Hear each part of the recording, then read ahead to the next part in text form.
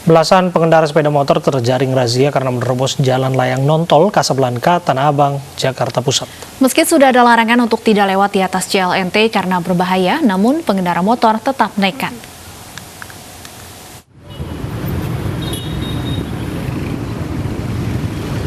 Pengendara roda 2 ini tak berkutik dirazia petugas meski sudah berusaha bersembunyi di belakang mobil. Sejumlah pengendara motor lain pun akhirnya terkena razia yang digelar polisi di ujung jalan layang nontol Kasablanka. Para pengendara motor beralasan naik melewati jalan layang Kasablanka karena terburu-buru mengejar waktu bekerja. Oh, tadi itu saya buru-buru soalnya ini ramai kan. Jadi ya begitulah, panas ya kan. Jadi saya ambil jalur cepat saja tadi. Itu berwaktu aja sih. Namun apapun alasan pemotor, petugas Gakum Lantas Polda Metro Jaya tetap memberikan sanksi tilang karena jalan layang nontol Kasablanka tidak diperuntukkan bagi sepeda motor. Bila juga masyarakat ada yang memaksakan diri untuk naik nontol, tetap akan kami tindak tegas. Tapi perlu kita ketahui, ini rambu-rambu sudah terpasang semua, kemudian masyarakat kita pun sudah banyak yang tertib. Kemudian masih sebagian kecil aja yang memaksakan. Rencananya razia serupa akan terus digelar petugas demi menjaga keamanan dan kenyamanan berlalu lintas. Dari Jakarta, Rani Sanjaya, iNews melaporkan. Kapolri Jenderal Listio Sigit Prabowo menyambangi kantor Kejaksaan Agung Jakarta. Kunjungan ini sebagai bentuk silaturahmi setelah ia dilantik sebagai Kapolri menggantikan Idam Aziz. Jaksa Agung ST Burhanuddin menerima kunjungan dari Kapolri Jenderal Polisi Listio Sigit Prabowo beserta sejumlah pejabat utama Mabes Polri. Dalam kunjungannya, Kapolri menyebutkan keduanya membahas beberapa persoalan terkait koordinasi Polri dan Kejaksaan, salah satunya mengenai pelayanan publik dalam penanganan kasus berbasis online. Selain itu, keduanya membahas juga terkait penanganan berkas perkara secara cepat agar proses pengembalian berkas perkara hanya dilakukan satu kali saja. Beberapa hal tadi kita diskusikan, salah satunya adalah bagaimana kita membuat suatu pelayanan publik secara online yang bisa terintegrasi. Nanti akan dibahas oleh satu tim sehingga pada saat masyarakat ingin melihat bagaimana proses penanganan kasusnya, maka ada satu desk atau satu aplikasi khusus yang masyarakat bisa mengikuti. Seandainya di kepolisian cukup dengan masuk ke aplikasi tersebut, prinsip penanganan kasus yang cepat, beliau memberikan support kepada kami terkait dengan kalau di istilah kita namanya P19. Jadi bagaimana pada saat kasus kemudian dibawa ke Kejaksaan untuk diberikan petunjuk, maka tidak lagi terjadi bolak-balik perkara, dan beliau mensupport dalam hal ini. Kebahagiaan bagi saya bahwa beliau datang ke sini dalam kapasitasnya sebagai Kapolri, dan tentunya modal kami, silaturahmi yang kami lakukan yang sebelumnya, ini adalah modal kami untuk bisa bekerja sama lebih baik lagi dari yang sudah-sudah. Dan ini sudah kami lakukan sejak beliau masih sebelum jadi Kapolri. Dan tentunya hari ini adalah tonggak sinergitas kami lebih ditingkatkan lagi. Penyidik Barreskrim Polri dan PPATK telah rapat koordinasi dalam rangka menyamakan persepsi terkait pemblokiran 92 rekening FPI. Polri juga menyebut salah satu transaksi mengarah ke istri teroris Jamaah Islamiyah Abu Ahmad. Kabak Penu Divisi Humas Polri Kombes Pol Ahmad Ramadan mengatakan saat ini penyidik masih memeriksa satu persatu laporan apakah ada unsur pidana atau tidak. Sebelumnya Barreskrim Polri melibatkan Densus 88 anti teror dalam gelar perkara terkait rekening FPI. 92 rekening yang dianalisis PPATK terdapat di 18 bank yang ada di Indonesia.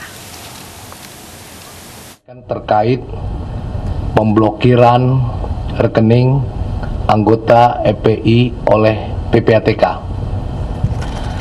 Sebagaimana telah disampaikan sebelumnya, kemarin tanggal 2 Februari 2001, Polri dengan PPATK telah melaksanakan rapat koordinasi dalam rangka menyamakan persepsi tentang laporan hasil analisis PPATK terhadap 92 rekening anggota FPI yang terdapat pada 18 bank di Indonesia. Saat ini penyidik masih mendalami hasil analisis dari PPATK terkait rekening tersebut. Apakah memenuhi unsur-unsur pidana, apakah tidak memenuhi? Jadi masih didalami. Sementara itu, kuasa hukum Rizik Syihab kembali mendaftarkan gugatan pra-peradilan terkait penangkapan dan penahanan terhadap pimpinan FPI yang dilakukan oleh penyidik Polda Metro Jaya. Tim kuasa hukum menilai adanya cacat hukum dalam proses penangkapan dan penahanan terhadap kliennya. Surat perintah penahanan itu dan penangkapan itu dilahirkan dari 2 surat perintah penyidikan. Di dalam KUHP hanya mengenal ada satu surat perintah penyidikan, 1 surat penangkapan. Kemudian penahanan juga begitu. Nah, di situ tidak, terbalik. Surat perintah penyidikannya ada 2, ya. Surat penahanannya 1. Jadi surat penahanan itu dilahirkan dari 2 surat perintah penyidikan. Polemik kewarganegaraan Bupati terpilih Kabupaten Saburai Jua, Nusa Tenggara Timur terus bergulir. Komisi Pemilihan Umum NTT pun menyerahkan putusan akhir kepada Menteri Dalam Negeri.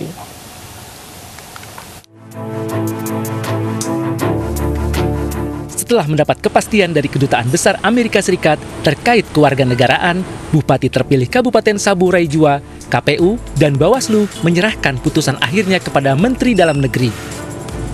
Ketua KPU Provinsi NTT mengatakan pihaknya telah selesai melaksanakan tahapan pilkada dan telah mengirimkan hasil pemilihan dan sedang menunggu jadwal pelantikan. Mungkin bisa dikonfirmasi kepada pihak yang meneruskan proses itu. Karena tahapan kami itu sampai ke pengusulan pasangan calon terpilih kepada Mendagri melalui DPR. Itu sudah Pak ya? Itu sudah dilakukan pada tanggal 23 Januari. Saya minta teman-teman bisa konfirmasi ke DPR atau juga Pemprov dan juga Kemendagri yang akan melaksanakan itu. Jadi batasan kami hanya menjelaskan prosedur, tata cara, dan mekanisme pelaksanaan verifikasi syarat pencalonan dan syarat calon yang sudah dilakukan. Orien Patriot Riwukore selama ini hidup di Amerika Serikat dan baru kembali ke Indonesia bersama keluarga sejak kontestasi pilkada serentak mulai bergulir. Kewarganegaraannya pun telah diklarifikasi oleh pihak penyelenggara pemilu ke Dukcapil Kota Kupang dan menyatakan bahwa Orien berkewarganegaraan Indonesia. Dari Kupang, Nusa Tenggara Timur, Eman Suni, iNews melaporkan.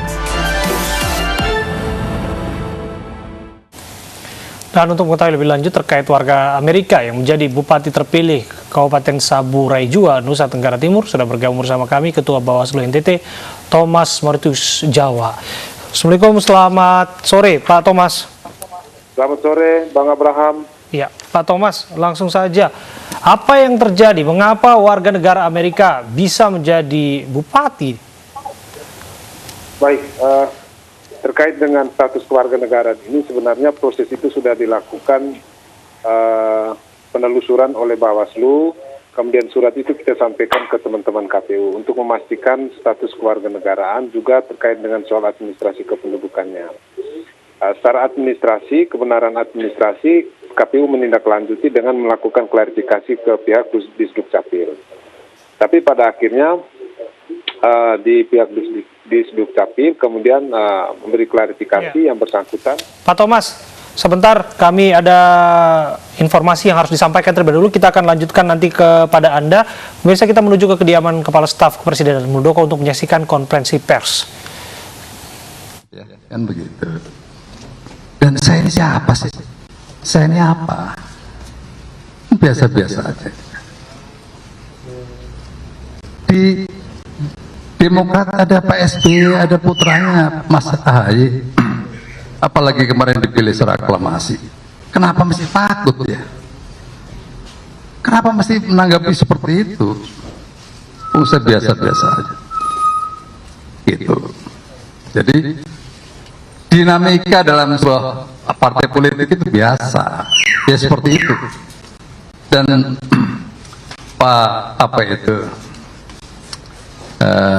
LBP juga pernah cerita sama saya juga didatangi oleh mereka-mereka, case-nya juga sama, tapi nggak ribut begini. Gitu. Terus dibilangin mau jadi presiden lagi, yang enggak aja itu. Kerjaan gua setumpuk begini, ngurusi yang enggak aja. Janganlah membuat sesuatu itu, menurut saya sih kayaknya ini kayak dagelan aja gitu lah, kayak lucu-lucuan gitu. Muldoko mau kudeta ya, kudeta apa nih di kudeta? Anggaplah begini ya, saya punya pasukan bersenjata nih, anggaplah Panglima TNI pengen jadi ketua Demokrat. Emangnya gue bisa itu, gue todong senjata itu para DPD, datang ke sini, gue todongin senjata. Semua kan ada aturan, ada ART dalam sebuah partai politik. Jangan lucu-lucuan begitulah, gitu. Jadi kalau kita bicara human capital, itu bukan intellectual capital yang pertama, emotional capital. Gitu. Jadi tenang merespon sesuatu. Masa gue ngopi harus izin presiden? Gila apa? Ngopi-ngopi aja kok harus presiden, izin presiden tahu. Ya, ini berlebihan. Jangan begitulah. Ya. Biasalah itu internal partai politik. Aku orang luar ini, nggak ada urusannya itu di dalam itu. Itu aja saya kira. Jadi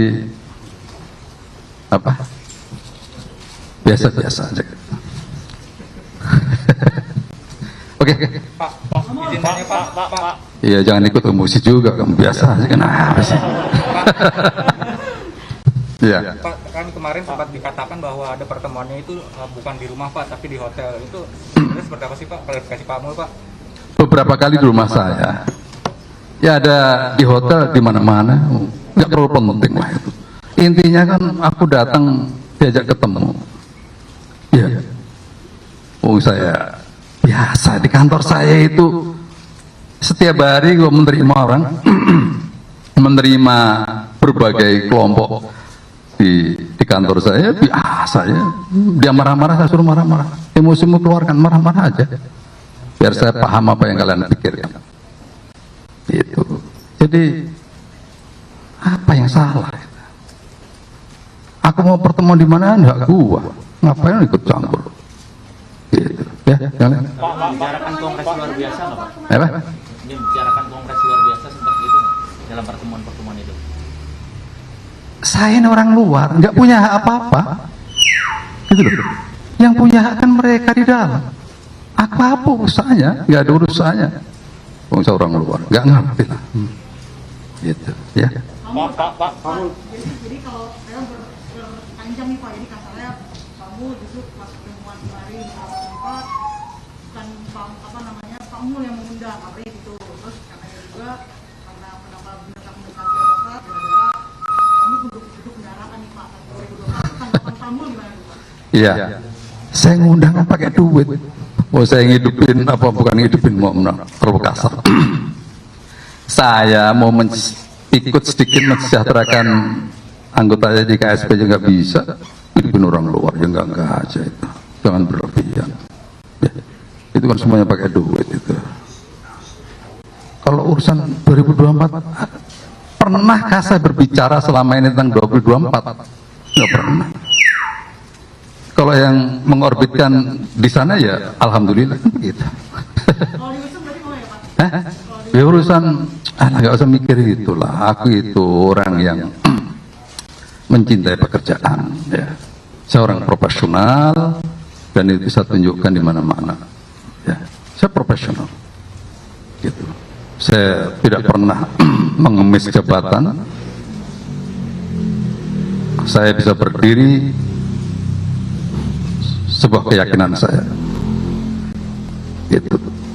Pak, benar Bapak ingin merebut posisi Ketua Umum Demokrat dan juga ingin maju 2024 itu tuduhan yang tidak benar ya Pak ya? Tadi itu loh gambarannya direbut gimana? Pengertian direbut itu kan lucu lah itu. Katanya sudah 3 bulan menyiapkan posko pemenangan. Wah, posko yang enggak aja itu posko apa itu? Ya. Ini persepsi yang dikembangkan itu janganlah terus membangun hal-hal yang seperti itu, menarik simpati ke orang lain. Alah, nggak zamannya lah seperti itu. Jangan lagi nembak kanan kiri, main Kopolukam ditembak lah, Pak Yusuna Lawat ditembak lah, siapa lagi itu, PKP ditembak lah, Nasdem ditembak lah, katanya biar urusannya itu ketawa semua itu. Apa ini urusannya? Tapi juga marah. Jadi saya ingatkan, hati-hati, jangan memfitnah orang, hati-hati. Saya sudah ingatkan itu. Ya. Pak, tadi yang menyebutkan ngopi di luar ataupun di sini itu sampai berapa kali Pak? Ya, masa gua hitung kan nggak perlu dihitung begitu. Ya, banyak kali lah, biasa kita ketemu gitu. Cukup ya. Yang datang itu beneran Joni Allen Marbun dan Nasarudin ya Pak ya, dan juga Darmizal. Saya tidak peduli itu siapa, saya itu hanya datang aja ngobrol aja gitu. Pak, jadi Pak sejauh ini. Apa? Ada rencana pertemuan dengan Pak SBY? Rencana pertemuan dengan Pak SBY Pak Ahaye? Saya nggak ngerti ya, menurut saya sih nggak ada apa-apa kok. Bagi saya sih nggak ada apa-apa. Tapi kabarnya pernah ketemu Pak SBY sebulan 2 bulan setelah pilkada? Belum. Beliau pernah atasan saya, senior saya yang saya sangat hormati, saya respect kepada beliau. Gitu. Jadi nggak ada yang berubah lah. Pak, kamu tadi kan kita beberapa kali bertemu di rumah atau di hotel.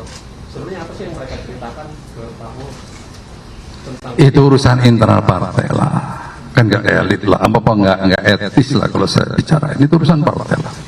Pak, penegasan Pak, jadi tidak benar Bapak ingin jadi capres seperti dikatakan pendiri dan senior kader Partai Demokrat Pak? Ya kalau beliau belum menginginkan hak beliau kan begitu. Tapi Bapak ingin nggak?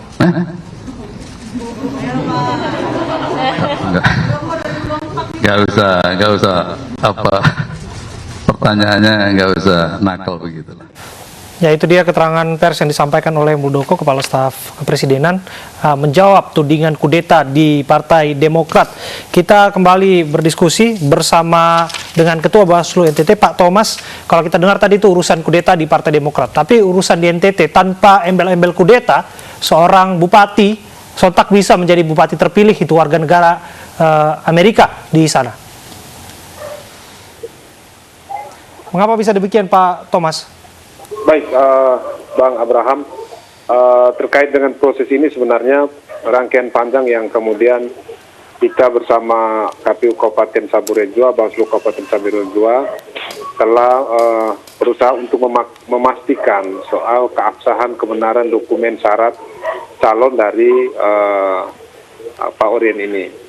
Dan proses ini sudah dilakukan oleh teman-teman KPU dan melakukan klarifikasi, verifikasi dokumen ke pihak Dinas Catatan Sipil di Kota Kupang.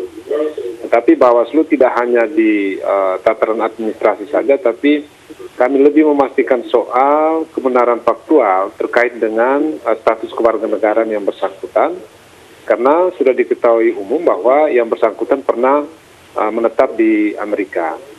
Sehingga Bawaslu Kabupaten Saburejo dalam rangka upaya pencegahan, supaya tidak terjadi hal-hal yang kita tidak inginkan dalam proses tahapan ini, kita menyurati beberapa instansi terkait yang kemudian bisa membantu KPU untuk sebelum penetapan pasangan calon tanggal 23 September itu. Tetapi surat yang kami sampaikan itu ternyata tidak mendapat jawaban di masa-masa pendaftaran, bahkan sampai dengan penetapan pasangan calon. Dan terakhir tanggal 1 Februari kemarin kita baru mendapat informasi jawaban surat dari pihak Duta Besar Amerika Serikat. Pak, apakah artinya isu bahwa Pak Orien ini bukan warga negara Indonesia sudah mengemuka sejak tahapan awal pilkada? Ya, tahapan awal pilkada itu sebenarnya masih kita patut kita curigai dan kita mau memastikan. Sudah ada Kalau kecurigaan memang- berarti sebenarnya ya? Karena yang bersangkutan sebelumnya tinggal di Amerika. Sehingga teman-teman Bawaslu Kabupaten Sabure Jua tidak berlebihan juga sebenarnya untuk memastikan soal kebenaran, keabsahan terkait dengan dokumen selain kependudukan, juga terkait dengan kewarganegaraan. Karena syarat undang-undang itu jelas sekali, yang menjadi calon itu adalah warga negara Indonesia. Ya, kita akan nantikan seperti apa proses dari kasus ini, Pak. Kita akan tunggu seperti apa Kemdagri menindaki kasus yang terjadi di Sabure Jua. Baik, terima kasih Bang. Terima kasih untuk Ketua Anda berbincang bersama kami, Pak Thomas. Musibah longsor Sumedang, Jawa Barat menyisakan duka mendalam bagi para korban. Namun kondisi tersebut sedikit terobati ketika MNC Peduli bersama Lotte Mart dan Lotte Grosir menyalurkan bantuan untuk kebutuhan mereka yang terdampak bencana.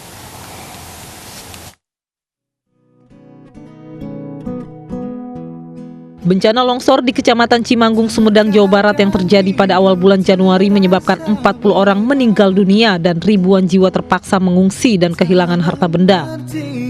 Bantuan terus berdatangan, salah satunya dari MNC Peduli bersama Lotte Mart dan Lotte Grosir. Bantuan berupa mie instan diantar langsung ke posko pengungsian di Desa Cihanjuang, Kecamatan Cimanggung, Sumedang.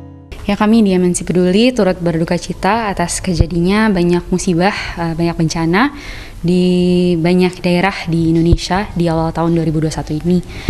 Tentunya harapan kami adalah kami bisa dapat menyalurkan bantuan sesuai kebutuhan semua korban bencana. Kita mempercayakan kembali penyaluran ini melalui MNC Peduli. Harapannya agar bisa cepat disalurkan ke badan dan warga yang membutuhkan, dan kebetulan kami mendapatkan informasi bahwa yang dibutuhkan adalah makanan pokok, makanan instan. Insya Allah bantuan ini akan meringankan para korban yang ada di wilayah Cihanjuang. Bersama MNC Peduli, Lotte Mart dan Lotte Grosir menyalurkan bantuan untuk para korban bencana longsor di Sumedang, banjir bandang Kalimantan Selatan, dan Manado. Tim Liputan iNews melaporkan. Jelang perayaan Tahun Baru Imlek, harga cabai rawit merah di Pasar Induk Kramat Jati, Jakarta melonjak. Kami hadirkan informasi selengkapnya usai jeda berikut.